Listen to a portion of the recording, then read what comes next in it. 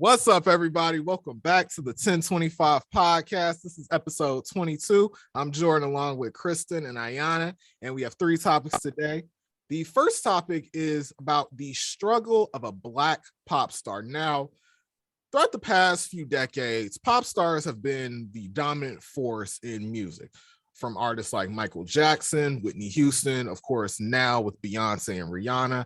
And there have been many talents that have came and went in the urban, well, not in the urban, in the overall evolution of music. Some examples of this have been, of course, Normani, who we will talk about, later on in this video, and many others like Kelly Rowland. Now, Kristen and Ayana, I want to ask you guys, when it comes to being a Black pop star, most specifically a dark-skinned pop star, do you think there's sort of like an agenda where there can only be one artist as opposed to multiple amounts of talent that can, influence a next generation of creatives? Hopefully I said that right. My brain is kind of jumbled up today. What's y'all's thoughts? I definitely understand what you're asking. I don't think that, at least in my opinion, I don't think that there should be much pressure on one single artist dominating a specific genre. I definitely don't think that this generational thing that I hear a lot in specifically R&B and in rap should be going on, but I do think that there is a bit of a pressure on dark-skinned female artists, especially in the pop and R&B genre. I don't really hear much of it in the rap genre. I know that there's a generational controversy in that aspect, but I can definitely tell that there's a lot of pressure for a lot of darker skinned women in other genres to be as big as a Whitney or a Leah or Beyonce. Exactly. And I was actually reading something. I was watching something about Normani and how she basically feels like she's pitted against all these great people and everything. And she said the main reason why she wasn't putting out new music for a while is because people were being racist towards her. Fans, quote unquote, were being racist towards her. Yeah, and those fans were the fans of, I believe, Camila Cabello, who was her group member in Fifth Harmony. Now, speaking on Normani, there have been a plethora of think pieces on YouTube of, oh, is Normani's career a flop and such and such and such and such. I personally don't think her career is a flop because her career hasn't really started, like her solo career hasn't really started like that. Yeah. And, one YouTuber who I follow a lot named Zachary Campbell, he basically said this quote in one of his think pieces of Normani, saying, you just being the chocolate girl that we all stand for, that's only going to take you so far. And a lot of people use their appearance, and that will kind of, elevate them in the industry. A good example, and then he brought up pretty privilege, is for someone like Sweetie. Sweetie is not really, I don't consider her a rapper. She's more of like an influencer who just does music on the side, as well as Mariah the Scientist, who makes great music, but on stage, she doesn't have a stage presence. And then I was thinking, okay, if that was, Normani, or if it was Chloe Bailey, who, like Kristen was mentioning, Normani and Chloe Bailey, a lot of people are trying to pit them against each other, which I just think that's really stupid. And there have been excuse me for stuttering. There have been examples of pop stars, even in certain different genres, like in K-pop, there were two Black K-pop idol stars who were kind of pushed out of the K-pop industry, because we all know the K-pop industry is brutal. First one is Kaya, who had surgery on her head and on her nose, and that they wanted to alter her appearance to make her more mainstream, and that didn't really work. I know, I see what you mean with the pretty privilege aspect of it. There are a lot of artists nowadays that are really skating by on that pretty privilege. And you mentioned Sweetie. And I remember a point a few months ago or so when she had a performance on, I think it was Jimmy Kimmel or Jimmy Fallon, one of those late night shows, and people were criticizing her because she couldn't rap and dance at the same time. She was very out of breath while she was trying to perform. And I think a lot of people put a lot of pressure on these artists and expectations on what they think they should do and how they should perform and all these other kinds of things. I I'm not sure whether I would consider Sweetie a musician or an influencer or both or neither. I just think she makes music and people listen to it. It's the Yeah. same way when Doja Cat first came on the scene with her song Move, and everyone was like, oh, this is a troll song. This isn't serious. And she was like, yeah, it's not serious. A lot of people are taking the rap game too serious at this point, and y'all really need to cool down. It's Yeah. really just about lyricism and how you make the music and how you feel making the music. It was such a hit song, and it was literally a parody on the rap industry, but people still ate it up. And now she's one of the biggest selling artists in both the R&B, pop, and rap genre. Yeah. What with Normani, a lot of people expected her to come out of Fifth Harmony an instant success, but that's not how that works. You Right. still have to build your own sound, and you have to figure out what you want to do and how you want to make music and what you want it to sound like. And right out of Fifth Harmony, she was being cyberbullied for her skin tone, and that could take a toll on anybody. And even though right out of Fifth Harmony, she came out with a single, she still had a feature with 21 Savage, one of the hottest rappers, not even in Atlanta anymore, nationwide, even worldwide at this point. That's Yeah. a big deal to be able to feature someone on a single like that. Yeah. Mhm. Out the gate, nonetheless. And she took a very well-deserved hiatus because of the cyberbullying that she was getting. And then she came out with Wild Side, which was another hit. Which is People were actually a great song. Like I actually love that exactly. song. It's a great song. And I think that people aren't crediting Normani in the music that she actually makes because she doesn't make a lot of it. But if I were making music and I wanted to sound the best that it could be and for people to enjoy it, I would take as much time as I want. Yeah. Somebody's Yeah. gonna force an album out of me. It's the same thing with someone like SZA. When did she come up with Control? Like 2017. That was 2017. 5 years ago. And now she's putting out a couple of singles here and there, but people are begging her for an album. But people don't understand how long that craft takes. You have to write the music, you have to produce the music, you have to record the music, then you have to splice it all together and make sure it sounds good. That takes more than 4 or 5 months that people think it does. Yeah. And while I understand that sometimes pretty privilege really does give people access to certain genres in the music industry in general, it doesn't negate the fact that music takes a while to make, Absolutely. especially if you want it to sound good. Yeah. Yeah, man. I mean, a lot of people were criticizing Normani for these long hiatuses. And real quick, and I'm gonna just kind of wrap my thoughts up on this. A lot of people, they categorize a few things that kind of halted Normani's career, not only the lack of music and the lack of, consistency, but also the Beyonce comparisons. Of course, Beyonce originally was in Destiny's Child. That broke up. She recorded Dangerously in Love in 2003, and the rest is history. She became the biggest artist in the world. And of course, childhood crush of mine. But that takes time. You know what I mean? Normani's not going to be, once again, I really said that. Like, that takes time. Normani can't just come out the gate and then boom, knock everyone's socks off. It's going to take some time with it.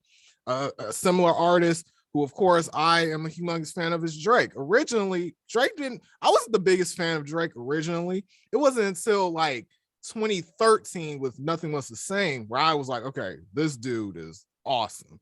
But yeah, any final thoughts on pop stars, Black pop stars? Yes. So actually, another reason why Normani took so long to come out with music was her label did not believe that she could come out with music. So when she actually dropped Wild Side, she had to pay all of it.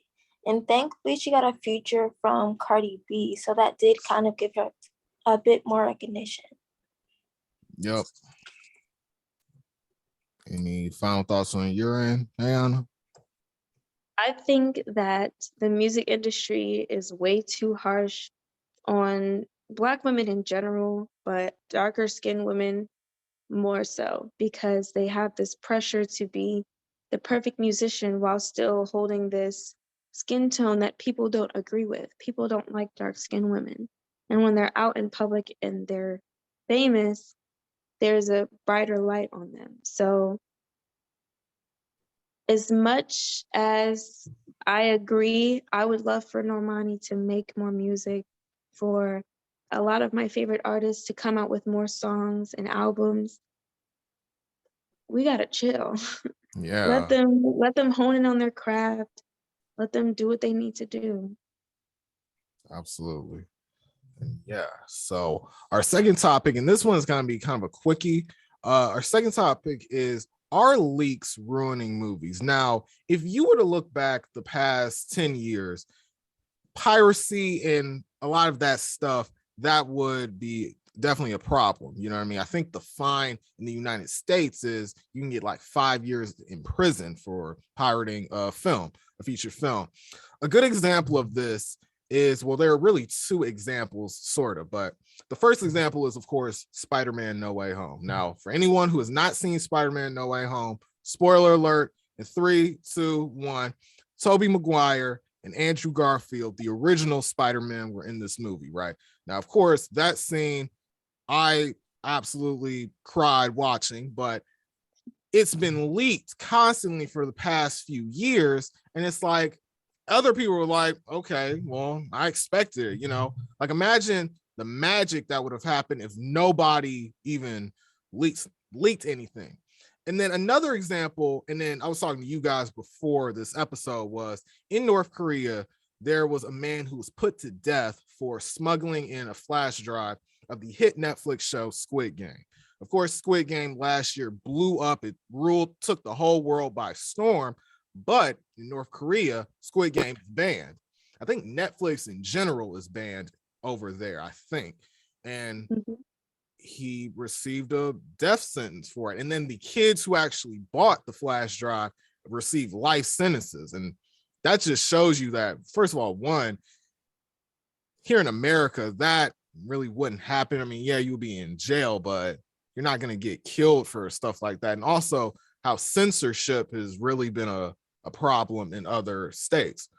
So let me catch my breath real quick. So Kristen and Ayana, I want to ask you two, as far as like when movies are leaked, what are y'all's thoughts on that? And do you guys think that that ruins the overall excitement for a movie, or is it like, well, whatever, it's not going to affect my enjoyment? Movie leaks and things of that nature don't usually hinder my enjoyment for those kinds of things, because I usually forget by the time it even comes out, or I just don't think about it, or I'll still enjoy it, whether I'm surprised or not. I don't really get too excited about things like that anyway. So that's not something that I necessarily don't enjoy, but I definitely understand why the majority of people who consume this kind of content wouldn't want leaks and things to come out, spoilers and all that kind of stuff, because I understand that it destroys the enjoyment for other people. They want to be surprised. They want that element of surprise and not knowing what's going to happen or what they're going to see. And when things are leaked like that so easily, it just takes all the excitement out of it. You can't even enjoy it fully the way that you were going to, because you know what's going to happen. It's not really fair. And I necessarily don't care about it, but I can understand why people hate it. Yeah. For me, movie leaks, they're not actually that bad. It does kind of take away some of the suspense, but I don't really care. Okay. Yeah, it takes out that excitement, but it's like, okay, now that I know, it's like I'm gonna see how they, do it. But yeah, I just wanted to know y'all's thoughts on that. it's not really an in-depth sort of thing, but I wanted to save time for our next topic. This is the leak one. That was just like a quickie little topic, right? Now, of course, we all know that Black Panther was a humongous hit back in 2018. I think it's the highest grossing solo film from Marvel Studios, and that definitely became a cultural phenomenon. Now, of course, we all know that Black Panther 2 Wakanda Forever is scheduled to release this year, November 11th, 2022. A humongous tragedy happened, and that was the death of Chadwick Boseman, which a lot of people are wondering, okay, what are they going to do with it? And they talked about the idea of recasting the character of T'Challa. And then this is a quote that the president, Kevin Feige, had to say about that. And it says, Chadwick Boseman was an immensely talented actor and an inspirational individual who affected all of our lives professionally and personally. His portrayal of T'Challa, the Black Panther, is iconic and transcends any iteration of the character in any other medium from Marvel's past. And it's from that reason that we will not recast the character. A lot of people want T'Challa to be recasted because of the fact, if you look at some of the legacy characters in fiction, Batman, Superman, Spider-Man, and even James Bond, all of them were recast. And the memory of the legacy of each actor in that character still transcends over time. So Kristen and Ayana, I want to ask you guys, as far as this whole situation regarding Chadwick Boseman's death and the state of the character of T'Challa, do you guys think that Marvel Studios did the right thing, or do you guys think that T'Challa should be recast to continue the story of the King of Wakanda? That's a bit of a tough question, honestly, because I can understand why people would want him to be recasted. It's such an iconic role that people want it to be continued so that younger boys and girls can really look up to that figure. But at the same time, when you mentioned things, characters in other fiction have been recasted, I don't think that's the best idea for that either. When Heath Ledger, for example, played the Joker, that was probably one of the most iconic portrayals of the Joker to date. Yeah. And even though I don't think it was a bad thing that they recasted, I think that following his tragic death, especially the way that he died, I don't think that they should have done it as quickly as they did. I think it would be a better idea for the producers and the casters of Black Panther 2 to just have someone, a part of that cast that's already there, to continue the role of T'Challa. I thought that they were gonna recast the guy who plays M'Baku to be the Black Panther, because at least to the storyline, it would make a bit of sense, or Yeah. the story. I don't necessarily think that it would be the worst idea for them to recast T'Challa, but I think for this climate, for this particular cultural importance of the movie, I think it would be in their best interest to cast someone who's already a part of the cast. Yeah. Kristen? I do understand that. I don't really know how they would go about recasting him without like dishonoring his legacy though. I know in the comics actually they had Shuri take on the Black Panther role. Yeah. So maybe. Yeah. Like Kristen mentioned, in the comics, Shuri did become the Black Panther. And this was during a time when I believe T'Challa was missing. He was missing from Wakanda, so nobody knew where he was, right? Now, the actress who plays Shuri, Letitia Wright, she's been in a lot of controversy lately regarding stuff with the vaccine and all that stuff. And a lot of people, I think somebody even said she did some transphobic tweets or something, but a lot of people don't really want her to be the new Black Panther. Even when Ayana mentioned M'Baku, yeah, that would have made sense because in the film, M'Baku wanted to be the ruler of Wakanda for, you know, the Pride Day sort of thing. Now, and I don't know if you guys have been catching up with like phase 4 and stuff, but in phase 4 in the show Loki, they introduced the idea of variants. So basically, variants are essentially alternate versions of a character. So of course, in Spider-Man No Way Home, Tobey Maguire and Andrew Garfield were variants of Tom Holland's Peter Parker. A lot of people were thinking, okay, let's just do the multiverse thing because that's the story that they're going for in phase 4, the multiverse saga. And let's just bring in a variant of T'Challa to carry on the legacy. That probably might work, but I'm not sure how that would play as far as story is concerned because, you know, in Black Panther 2, I think Ryan Coogler, the director, is going for a more personal story. He's gonna bring in like Namor, who's basically Marvel's Aquaman, and then like him and Black Panther were gonna duke it out. But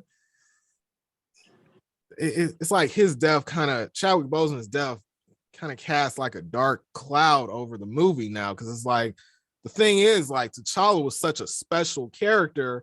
It's like now you take him out and it's, well, what I get it. You know, a lot of people were like, you know, let's make Shuri the Black Panther because, you know, let's give Black girls, you know, that next superhero to love. But it's like, what about the young Black boys? Now I get it, you know, Sam Wilson is Captain America. We have Miles Morales coming soon in the MCU, but T'Challa was just a special character for a lot of young kids. And even when I watched Black Panther, even though Black Panther is not my favorite Marvel movie, that honor still goes to Spider-Man and all that type of stuff. Like, I was like, you know what, this film can definitely be something that maybe a young kid like me, when I watch Spider-Man for the first time, can be like, man, I want to get in on this Marvel universe type of stuff. And yeah, that was a lot of mumbo jargon. I just think I think the multiverse idea might be a little difficult to execute because you would be pulling a Black Panther from their own universe to take care of a Wakanda from a different multiverse. Yeah. It just wouldn't cause such a chain reaction that you would just be better off leaving them on their own. Now, as it pertains to the plot and context of the first movie, I really do think that casting M'Baku as the next Black Panther would be a smart choice because, as we know, at the end of Black Panther, when he at first in the beginning of the movie was revolting against the Black Panther and the throne, they come together to fight the same enemy towards the end, and now they're seemingly one nation again. And I think if M'Baku took that chance to claim the throne as his next king, it would make more sense, especially with connecting those two plots.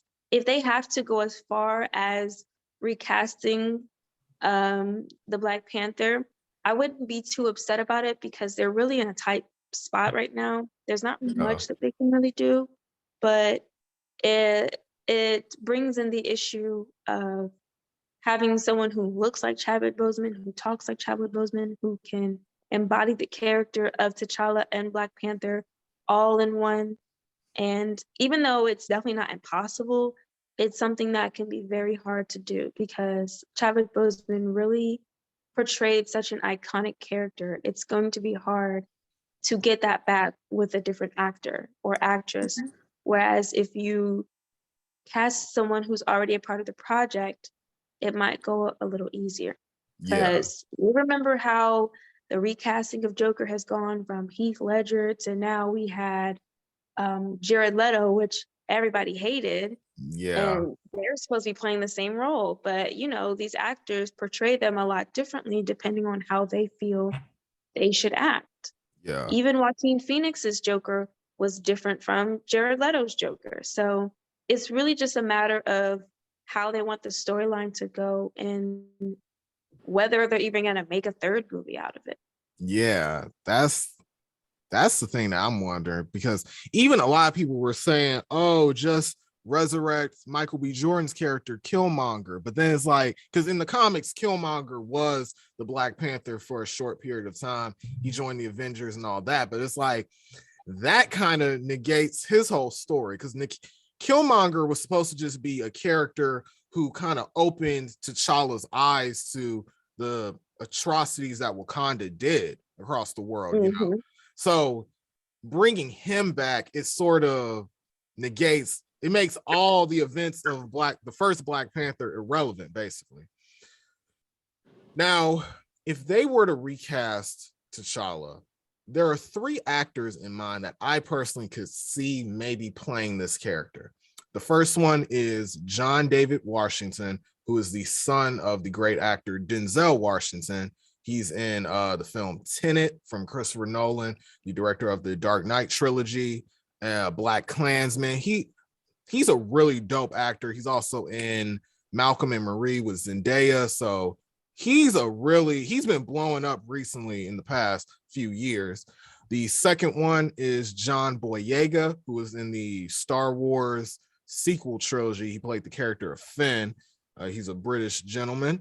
And I'm gonna try not to butcher this dude's name. Yahya Abdul Mateen II, who's in Aquaman. He plays Black Manta, and he also has like a really dope kind of action role in Michael Bay's Ambulance.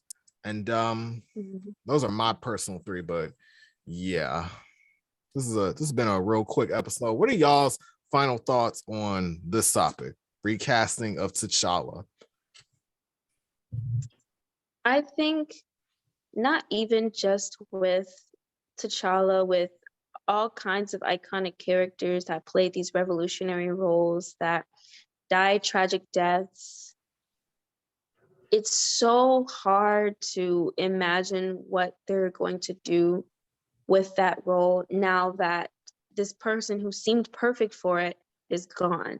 And as the watcher, who has absolutely nothing to do with the production or the direction of these movies, it's kind of fascinating to sit back and watch and see how it all plays out, because I have no clue what it is that they're going to do with this. I have no clue whether they're just going to keep going with the Shuri timeline and have her become the Black Panther, or whether they're going to recast, or whether they're going to make M'Baku the Black Panther. I have no clue. Yeah. And I'm excited to see what they do with this opportunity. Yep. Me too. I don't really know what to say. All righty. Well, we'll see. November 2022, Black Panther Wakanda Forever will come out. And I also like the title, Wakanda Forever, because it shows that this is more than just the character of T'Challa.